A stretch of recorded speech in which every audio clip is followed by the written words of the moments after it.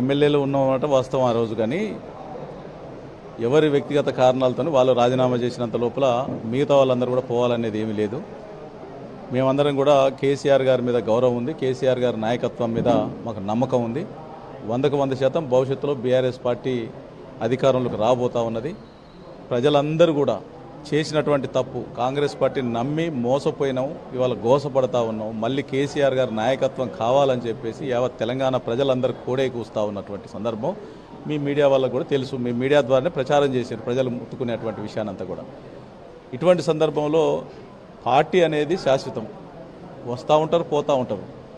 కానీ మేము కేసీఆర్ గారి మీద నమ్మకం ఉంది కాబట్టి, కేసీఆర్ గారి నాయకత్వం మీద మాకు విశ్వాసం ఉంది కాబట్టి ఖచ్చితంగా మేమందరం కూడా వారి నాయకత్వాన్ని బలపరుస్తూ గ్రామ స్థాయి నుండి మళ్ళీ జిల్లా స్థాయి వరకు బీఆర్ఎస్ పార్టీని పునర్నిర్మాణం చేసి పునర్వైభవం తీసుకురావడానికి మరి శ్రమిస్తామని చెప్పేసి తెలియజేస్తాము.